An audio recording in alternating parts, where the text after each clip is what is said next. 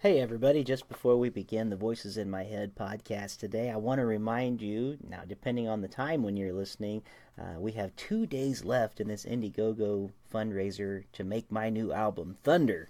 And if you go to Indiegogo and just look up Rick Lee James or look up Thunder, you'll be able to find that there. We have right now raised over $3,000, but we need a lot more help because the goal is a little over $10,000. And we can use your help, certainly. Even if you're listening to this a little late, we're going to do our best to allow you to put some more money on the album.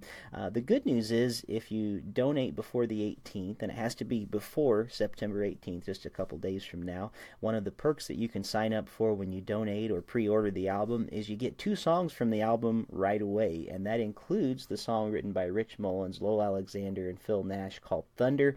We like the song so much we actually named the album after it. The rest of the album is original songs by me. There's hymns that are reimagined, and of course that Rich Mullins song that we talked about already. So if you haven't given yet, we could sure use your help. A pre-order is as good as anything else. You can go online and get a lot of perks. I'm even giving away one of my guitars to the highest bidder on Indiegogo. So if you're able to help us out, it would sure be great. That's Indiegogo.com. Again, my name is Rick Lee James. You know that if you listen to this show, so just look me up there. We've got until September 18th, so please help us if you can. And as always, thank you for listening to Voices in My Head. Welcome to Voices in My Head, the official podcast of me, Rick Lee James. I'm a recording artist, a singer, songwriter, an author, a worship leader, and an ordained minister in the Church of the Nazarene. The Voices in My Head podcast is your source for discussions on music, literature, movies, pop culture, theology, and more. Now sit back, relax, and listen to the latest episode of the Voices in My Head podcast. And don't forget to let the voices in your head be heard by following me on Twitter at Rick Lee James and sharing your thoughts about today's show. Father, forgive them, for they know not what they do. Forgive them, they know not what they do. Father, forgive them, for they know not what they do. Forgive them, they know not what they do. Today, Father, forgive them, you will be with me in paradise. Forgive them, you will be with me today. Today, Father, forgive them, you will be with me in paradise. Forgive them, you will be with me today. Today, Father, forgive them, you will be with me in paradise. Forgive them, they will be with me today. Today, Father, forgive them.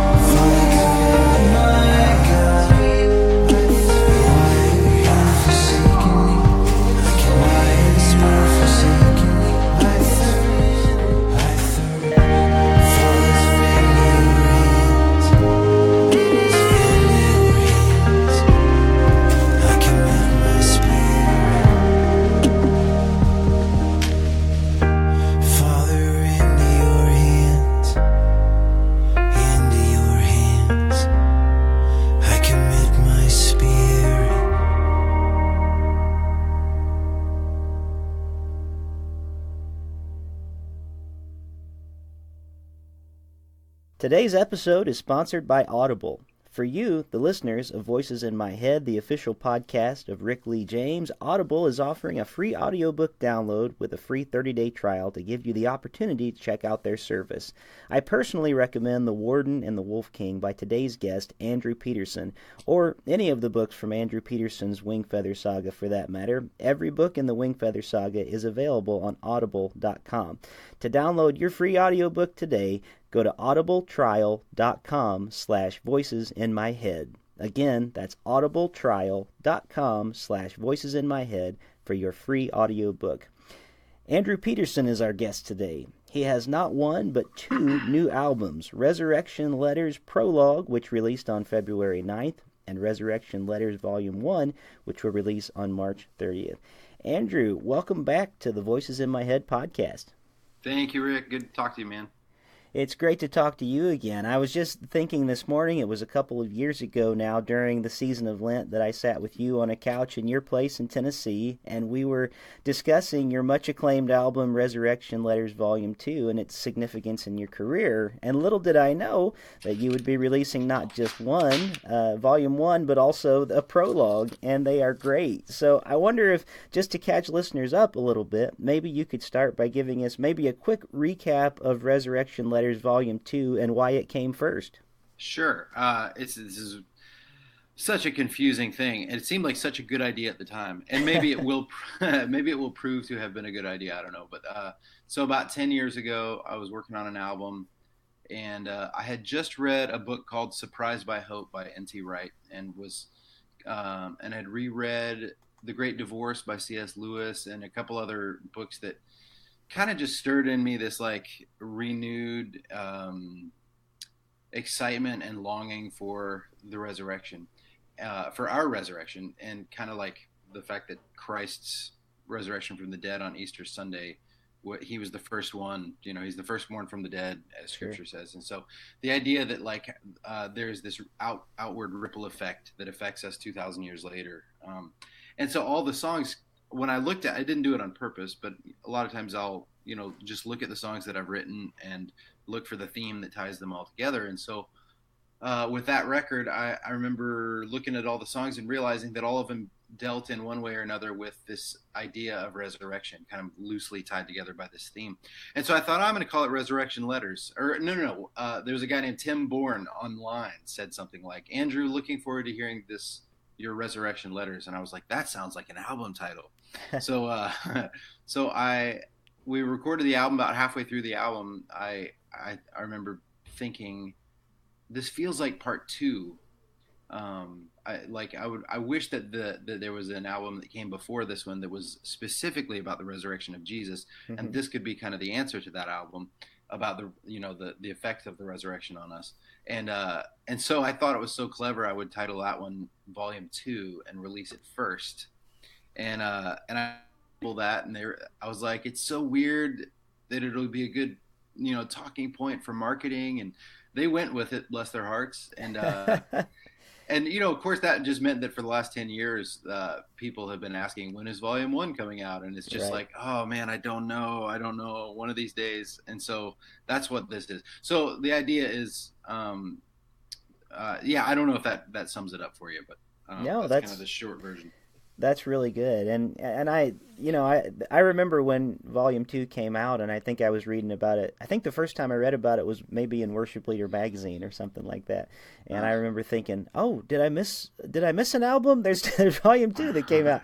But man, it's such a great album. It's become a classic, and some of my favorite songs that you've written are actually on that album. So ever since I announced last week that you'd be coming on the show again, I've had so many comments from people in the social media realm just saying things like, I've been waiting for this for 10 years. I can't wait. I'm so excited. So I feel that there's a great amount of anticipation for this. Well, that's really exciting, and I'm grateful, and I'm also a little scared, it's kind of like, it's like the, I don't know, like expectations make me nervous. And so, but having said that, like, I don't know that I've ever been so excited to share a record with people. Like, I feel way more excitement than trepidation. Like, there's this weird thing that happens when I make an album anyway, that where until the song, before it's released, it's all potential energy. You know what I mean? Sure. And so I kind of have this weird. I kind of want to just sit on it and keep it as quiet as possible for as long as possible, because then, there's still the possibility that it could, go out into the world and really move people. And so anyway, part of that is fear based, but this time I just am like, it's like the horse is in the pen and it's kind of just impatiently stamping its hoofs on the ground. And so I'm ready to fling open the gates. I can't wait for people to hear it. Well, I'll tell you, as one of the perks of this job is getting to have some review copies in advance, and I've listened to both volumes, the prologue and volume 1, at least 4, probably 5 times now over the last week, and I love them. I think they're so good, and they're just they set the right tone for the season that we're in right now with Lent, and we'll talk a little bit more about your prologue. But I love the Tenebrae song, the last words. It just all feels so right for right now. So I don't think you have anything to be fearful about when it comes out. I really think it's going to be well received by everybody. Well, thank you. I wanted to ask you because I can't remember if it's been 1 or 2 albums in between the times that you've actually worked with Ben Shive as your producer, but you're back with him again this time. And yeah. I was just kind of wondering about, did it kind of feel like getting back on the same old bike again? And I just wondered about your experience going back with Ben again, because I know it's not like you guys have stopped being together or working together or playing together at all. I lost you for a second. Are you still there?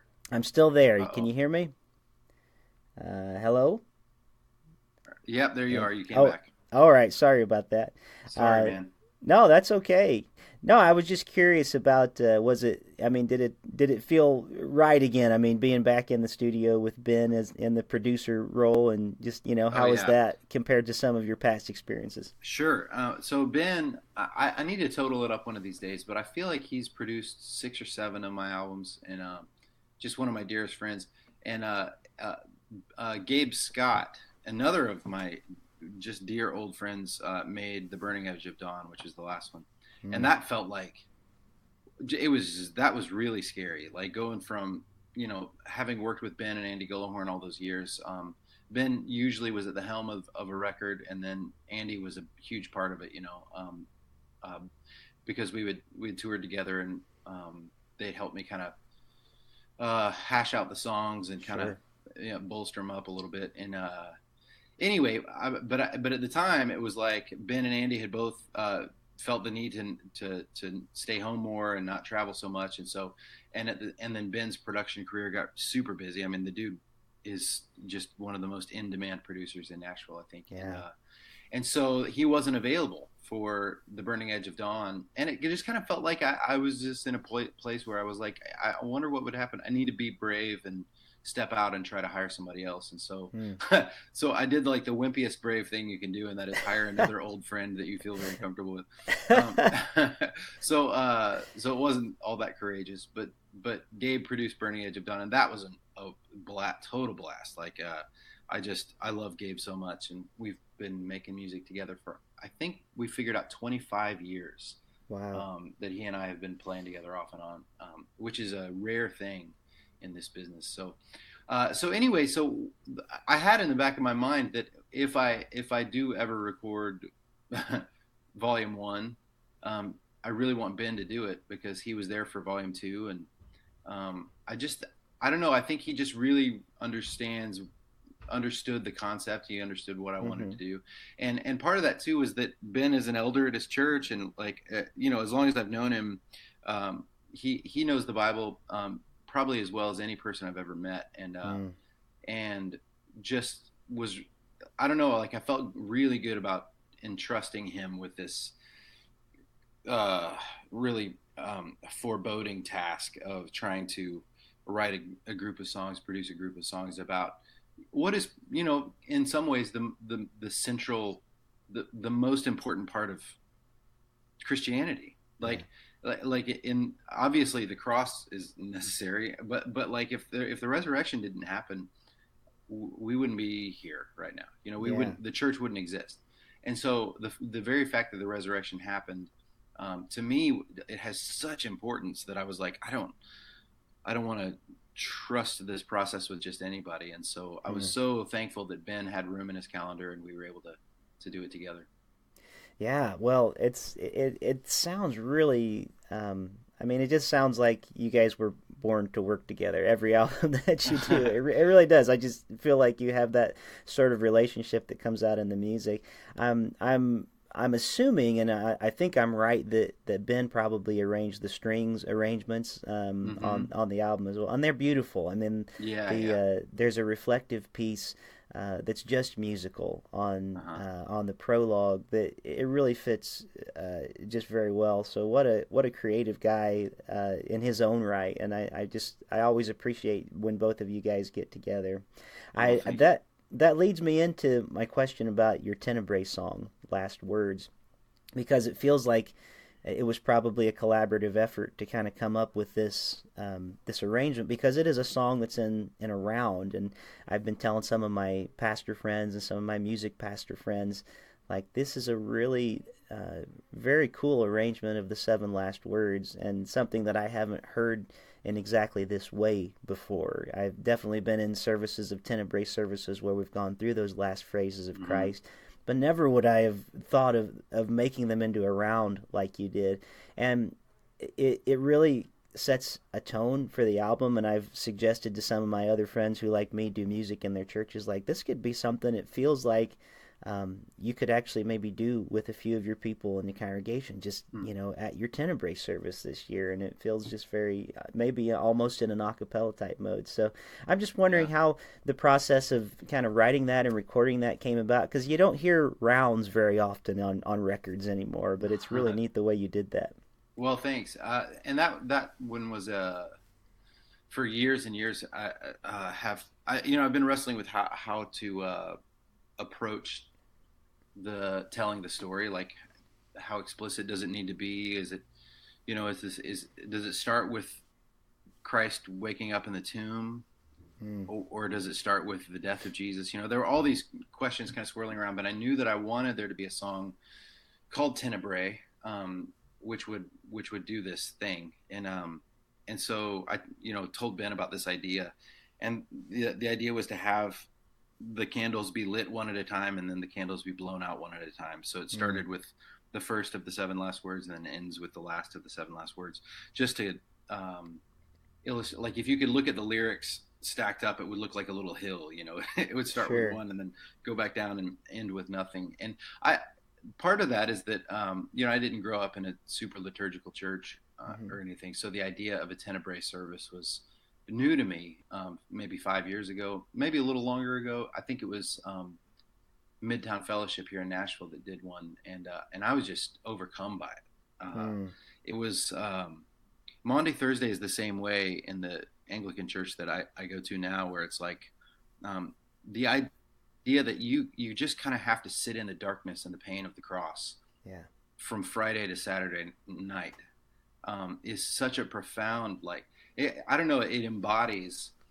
It's very worshipful, but it's also so painful, and Yeah. it makes Easter morning feel like the biggest party. And so somehow I wanted to open the record with the gravity of the cross. And so that was the idea. I would be so curious to see how how it would go for somebody to try to perform it, because it would take seven Yeah. people Yeah. at least, because we doubled some of the voices on there. As far as the writing of the song, I remember telling Ben the idea, sitting at the piano and kind of going, here's what I'm thinking. And I played a chord or two and sang that first, Father, forgive them, for they know not what Uh-huh. they do. And Ben kind of then found the looping chord structure, and it took about 20 minutes to write the thing. Like we just laid down the first one, and we're like, okay, that's cool, and looped it in Pro Tools so that it kept going. And then we Mm-hmm. looked at the next lyric or the next verse and said, okay, how do we sing this in a way that doesn't get in the way of the last one? And we just stacked it up, and we're done. It Yeah. was kind of this crazy quick thing where and my son Asher was in the room too, and he was kind of working on programming the drums while we were doing it. So it just Yeah. felt very much like, oh yeah, that was easier than I thought it would be. That's really cool. Hmm. And I think about too, you when we're talking about this Prologue album, especially, it hits us right now as at our time of recording. you know, that we've had yet again another national tragedy. This Yeah. terrible shooting in Florida, um, and I never know what to say, and sometimes in those moments, I think all we have is the death of Christ and the hope of the resurrection to just hold out.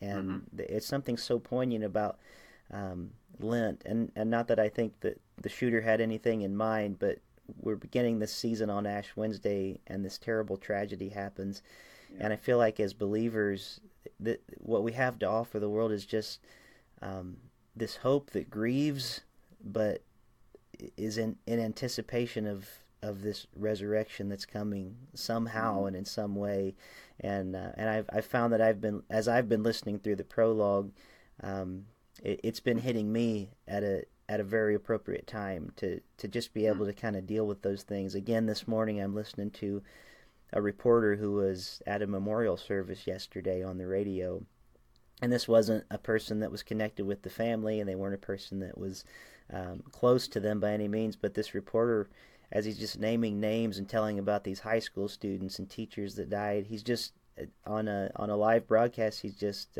breaking down into tears and Oh crying, man. Yeah. and it's a very profound moment. And I'm grateful for this album just for the way that I think it can help us maybe put some words into some of the things that we're grieving about right now. Well, I sure hope so. Yeah, it's one of the things that I love that happens in a couple of the Tenebrae services that I've been to. They use clips from movies Mm-hmm. sometimes and like readings from. It's not all just scripture. Like it's more a time to like take a second and look at just how terribly broken the world really is. Yeah. Um, and uh, and man, it's just heartbreaking. It's Yeah. heartbreaking to think about. Like if you take the news, like if you imagine taking the clip that I saw last night of the kids running out of the high school, Yeah. and you broadcast that in church, and you read, my God, why have you forsaken me?" Psalm 22. Mm. It would take on a whole different meaning. It would move. It moves the tragedy of the world into the context of the story that God is telling, and it makes room for us to cry out to God and ask why this is happening, Yeah. and I think that's okay. Like one of my Yeah. favorite moments and little lessons that I learned from Michael Card was he said he was talking about lament, and he said at no point in Scripture does God ever say, "How dare you speak to me that way?" Mm. Like he always welcomes the conversation, no matter what it is that you're feeling. Uh, Anger at him, um, confusion, frustration, whatever it may be, he kind of welcomes that conversation. So this is a season where I think it's important to recover that a little bit Mm-hmm. and go. We're kind of walking on this road toward the cross for 40 days, and it's a good time to be confronted with just how deep the wound goes. You know. Yeah. For sure. Well, I was going to ask you about your trip to Israel, and maybe I will in a minute, but I feel like the conversation is taking us to a place, a different song that's on your prologue called Always Good, which you have described as a lament, and it doesn't necessarily sound like a lament at first. But do you mind sharing a little bit of the story behind that of your friend? And Sure. there was a profound tragedy behind that song, and again, I think hearing the story might help us in some way to find ways to properly grieve and hope at the same time. Yeah. Well, it's tricky because it's such an intimate uh, thing that happened, and I've I'm still wrestling with how to talk about it Mm. publicly. But um, I'll just say the quick version is that my friend's wife died just a few hours after she gave birth to their daughter, Mm. and so this guy, the best day and the worst day of this my friend's life happened. Yeah. And it's the kind of thing that I think 200 years ago it was no less tragic, but it happened more often. But these days, it's pretty rare to hear of this thing, Yeah.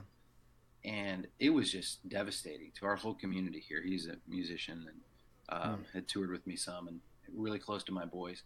And anyway, the we were all just grieving and his wife's death and the complicated kind of feeling of the joy of his daughter's birth and all that kind of stuff. And anyway, my son told me that one of the things that he heard my friend say when he saw his wife's for the last time, Yeah. was in tears. He said, always good, God is always good.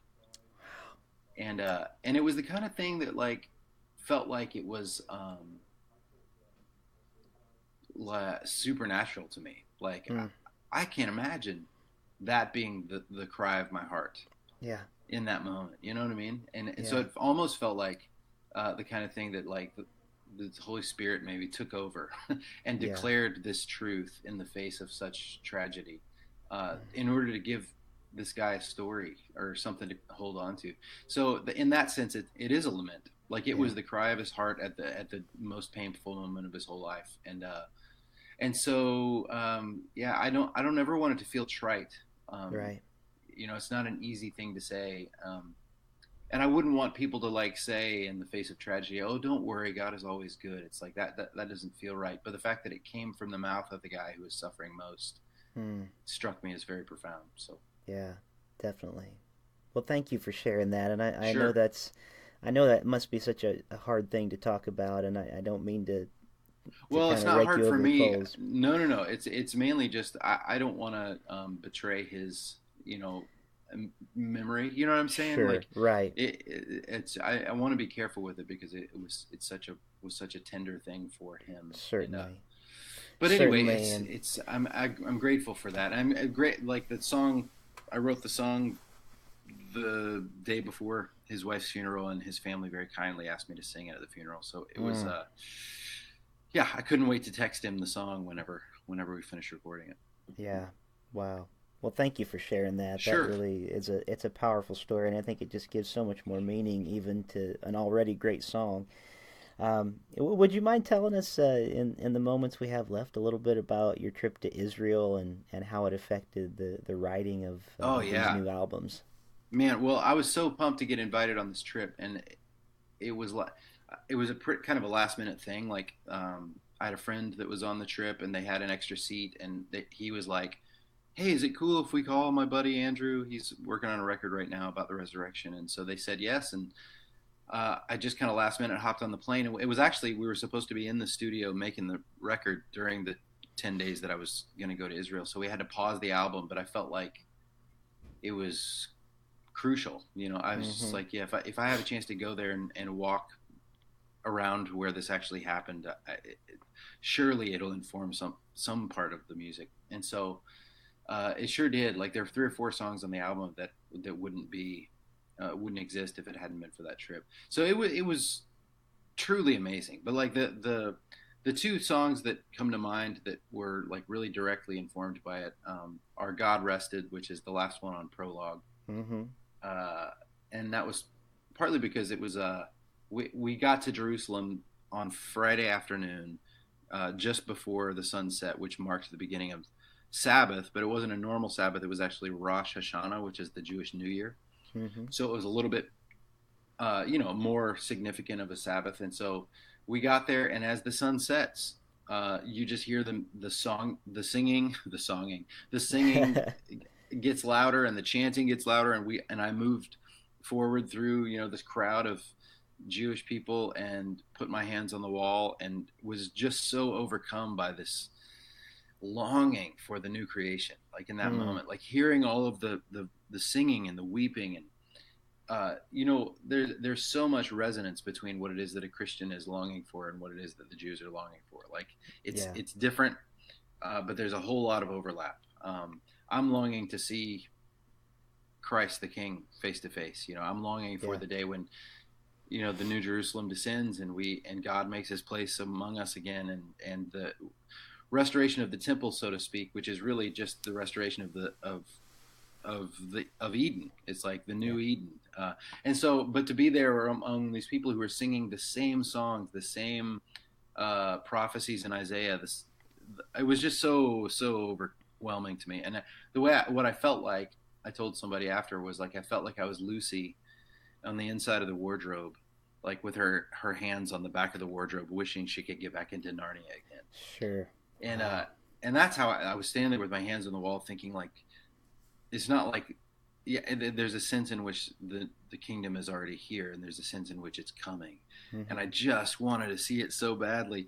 And so anyway, that was amazing. So there's a song on the record called Maybe Next Year, and and I kind of just like jumped for songs, but God Rested was inspired by the experiencing the Sabbath and kind of the connection of, the idea that God is on the outside of time. I could say he moves in and out of time if he wants to, because time is something that he would have come up with. Means that when he, the creation account that we have in Genesis, the fact that at the end of the sixth day, God said it was very good, and then on the seventh day he rested, and then he, instituted Sabbath rest for his people. He did all that knowing exactly what was going to happen.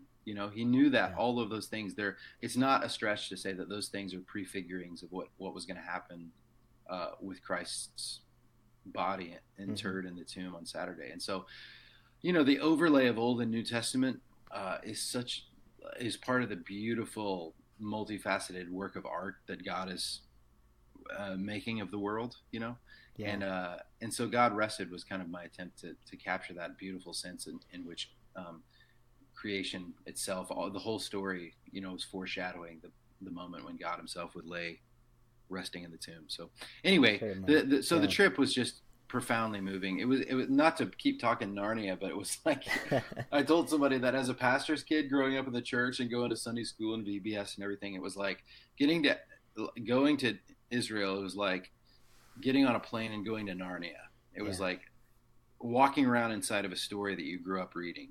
And it was overwhelming. Like, I cried so many times on that trip. Well, that means a lot. My son is 5 years old now, and I have just now started reading Narnia to him. So that's good to hear. Good to hear about that. Well, the Prologue album ends, and the words literally are: "The sun went down, the Sabbath faded, the holy day was done, and all creation waited." And I want to encourage people as they listen through the albums, do yourselves a favor and listen, on Holy Week, and give yourself that time to grieve over the weekend, because the album that follows is powerful. And the Volume 1, and I don't want to go too much into Volume 1 today, just a little bit, because I don't want to give too much away before it releases, but I have to tell you, when His Heartbeats starts up, and after you've heard the one album, I can't get that particular song out of my head. It's just this glorious proclamation of the resurrection. I think we may even try to use it on Easter Sunday this year at our church, good. because be awesome. it's really good. And so I don't want to give too much of the album away too soon for people that may not have heard it. But let me ask you, what is your dream for Resurrection Letters Volume 1? If you could say, I want this to happen when people hear this album. Well, what I want to happen is for the same thing that has been happening in my own heart, which is that I love Jesus more. Like, I'm more amazed by what it is that he did. And the second verse, I think, in His Heartbeats, which is the first song on the new record, where it says he's resting as he rises to reclaim the bride he won. Is a line that Ben wrote, and I love that verse, because it's like, that's what he did. Like, he paid this, he walked this road that no human could walk. He endured what none of us could endure, in order to make us his own, in order to make every sad thing come untrue, in the words of Tolkien. And so, like, that sense of celebration and victory and triumph, it's kind of like when you're watching the Olympics and you see somebody nail something and they just go, yes, and you see the slow-mo picture of them kind of like fist pumping, and I always feel like I want to cry. I mean, that's what I kind of like. That's the sense of triumph that I want people to feel about what our Lord has done when they hear this record. So the idea is, Easter morning, wake up and push play and turn it up as loud as you can, and just celebrate the fact that it's finished, And so, and part of that came from, again, N.T. Wright, this book, Surprised by Hope. If you guys listening haven't read that book yet, you must read it. It was for a kid like me, like pastor's kid growing up in the American South, like, I couldn't have ever explained to you, like, I got the fact that Jesus died. Yes. I got the fact that his crucifixion was the atonement for our sin, and that he rose again and that he was going to come back. I got all that, but like Yeah. why he did it, like the end game is a new Eden. The end game Mm-hmm. is not some like far away, float on a cloud kind of heaven. It's like something far more exciting and surprising than that, and it's the earth made new. And so that idea, that's what we're celebrating at Easter. And depending on what church tradition you come from, Easter doesn't end on Easter Sunday. Easter begins on Easter Sunday. And I forget how many days Easter goes on the church calendar. It's 7 weeks, yeah. Okay, so 7 weeks of Easter. Like that's like 7 weeks of celebration and partying. And anyway, I remember N.T. Wright in that book talking about how he was like, I wish that the church threw such a massive party that it dwarfed Christmas, Right. that like Christmas obviously is crucial, but but Easter is the other half of the story. You know what I mean? Mm-hmm. So the idea that like he suggested, like, why don't we have a feast that lasts? Why don't we take off work? Why don't we all make such a big deal out of the resurrection of Jesus that the world can't help but wonder, what are you guys carrying on about? Yeah. And it's like amazing. The idea that there was a bodily resurrection is so crucial. I know I already said that, but it changes the whole game. It explains to me why the apostles and the disciples were willing to die for this thing. It explains the propagation of the early church. It's like none of this would make sense if Jesus hadn't shown up in the room, that Sunday and said, touch the scars. Like, this is what's in store for us. And so this record, my dream is that this record is part of that 7-week party. Yeah, that's great. That's I think that's a wonderful dream. God, let it happen for sure. Yeah. Well, I have one more question for you before we're done today, but I also have a comment that I wanted to say to you on a personal level too. This has sort of been a rabbit room last few weeks here. I've had Andrew Osenga on the show. I've had Jeremy Casella. I've had different ones of us that are funding albums right now. We've been like talking through stuff, but it's been fun. But I mentioned Andrew, not only Osenga, not only because he has an incredible new album coming out, but you and Andrew wrote a song together years ago, and I always forget to say to both of you guys when I talk to you, what a profound impact this song had on my life, but it was After the Last Tear Falls. And I had not heard the song before, and it's been, around a decade for me now, and I went through just hell on earth. I went through a terrible divorce, and I was still, working at my church, and it just all, life just kind of fell apart for me. And I have a very dear friend that had me over to his house, and he just played that song for me, and that song, in many ways, it carried me through on my darkest days. I would just find myself in places wherever I could, just by myself, alone, and just needing a boost. And I needed to be reminded that in the end, these tears were not going to be all that there was. And there's such a, since that time, God has done so many amazing things in my life. Everything from an amazing wife and my son, and working as a writer for Lifeway Worship, and just different things that have happened in amazing ways. But I've never gotten to say to both of you guys, just in person, I don't think. I just wanted to thank you, first of all, because I can't tell you how that has ministered to me over the years. And I still, to this day, when I know someone that's going through an incredible crisis in their life, I often will refer them to that song. And so I just wanted to say thank you. And yeah, thank you. I'm so thankful to hear that. That's the whole reason I got into this game, is I've been so comforted by other songs that hearing that is super satisfying. So yeah. I'm really thankful the Lord has blessed you through it. Well, thank you. I'm glad I finally got a chance to say that. But and I should also say that all the best parts of that song were written by Andrew Osenga. So. amazing writer, and you guys are all just such kind people too. And I always appreciate all of you when I get a chance to chat with you. And how about we end with one question? I'm definitely going to point everybody to the two new albums, and I'm going to play a track from it as we close the show today. But I have a question relating to a lot of the different hats that you wear as a creative person, because many people, but maybe not everybody, knows that you're also an author, and now you also have a show that is on Amazon on instant video through the books that you've authored through the Wingfeather Saga. So you're a very literary songwriter in that there are these amazing stories that you tell, but you're also a very lyrical author, and sometimes it's almost like songs jump off the page when you're reading your stories. And now that you have the cartoon made of the Wingfeather Saga, so I guess in some ways, I guess that makes you a TV runner or a show producer or something.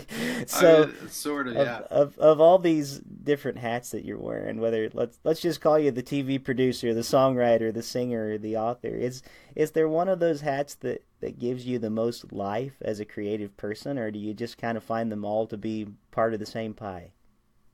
Oh, wow, that's a good question. I think that they're all, spokes on a wheel, and it all feels like it's scratching the same itch, Mm-hmm. And I happen to believe, like, the same thing that excites me about the Wingfeather books is the same thing that excites me about the potential of turning it into a movie, which is what we're working on, and is just this idea that God smuggles light into people's hearts through the arts, and I say it that as a person who, they're much better songwriters than me, much better authors than me, much better, I don't know if I would call myself a TV producer, but I executive produced this animated short, and so, but.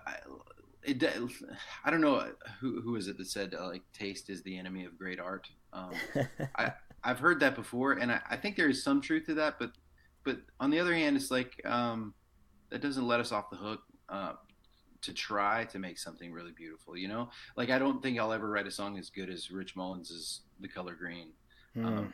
But every time I sit down to write a song, I think, Lord, help me come close to those mountains. Yeah. If I could just get close to the thing. So, and the whole reason behind that is just that I have been so affected by certain kinds of books, certain kinds of movies, certain kinds of songs that like, it thrills me to think that God would allow a knucklehead like me to, to be a part of his kingdom in that way. And I remember 25 years ago, whenever it was, asking him for that. And so I think all of that stuff, like, I know I'd be lying if I didn't say that, or I'd be lying if I said that like sin and ambition wasn't a part of some of that stuff. Like, there have been a few moments where I felt this really cut to the quick kind of realization that like, oh, you said yes to doing this thing because you wanted to look cool, or you said yes to this because I don't know, maybe you thought it would make money or whatever. And so kind of having been convicted on and off over the years of that thing, like what I would love to operate out of was just truly trust and like saying yes to things because it's born of the Spirit and not my own sinful flesh, but that God is calling me to these things. And so in one sense or another, everything from the film to the books to the records, like God is either calling me specifically to do this thing, or he's redeeming my sinful desire to have done it in the first place, and is made good out of my bad. And so all that to say that to me it's all the same pot. You know what I mean? Like, sure. When I wake up in the morning and I come out here to the chapter house to work, I kind of change hats, but it just like it all kind of just is whatever's most urgent. I just sit down and I do it, and sure. And God has been so gracious to me to allow me to kind of like geek out over so many different kinds of things that I like. So that's a good question, and I'm sorry that that's such a rambly answer. No, that's fine. It was a good answer. Well, for everybody listening, the Resurrection Letters Prologue is out right now. And, well, I guess this is a podcast, so you could be listening to this 5 years from now, so maybe they're both out by the time you're there. But the Prologue is out right now, and in March, the Volume 1 of Resurrection Letters comes out. So I want to encourage all of you to go out and pick that up. They are really wonderful songs, and they're very they're perfect for the season of Lent and as we move into Easter. And that would be my recommendation to everyone listening this year. Follow Andrew's advice, and on Easter Sunday morning, crank your speakers to 11 and let it play on Resurrection Volume 1. So, Andrew Peterson, thank you so much for being one of the voices in my head this week. Thank you, Rick. Have you ever thought to yourself, man, I'd like to host my own podcast? Well, guess what? You can go to podbean.com/voices and get everything you need to create, manage, and promote your podcast. I use Podbean every week for Voices in My Head. There's easy uploading and publishing tools, stunning templates, custom domains, social and promotional tools, an embeddable podcast player, monetization tools, and more. It is your all-in-one podcasting solution. With Podbean, you can create professional podcasts in minutes without any programming knowledge. Best of all, everything is mobile-ready right from the start. So go to podbean.com/voices. And when you sign up, use the code VOICES and you'll get a sizable discount. Podbean, for your home podcasting. Thank you for listening to Voices in My Head.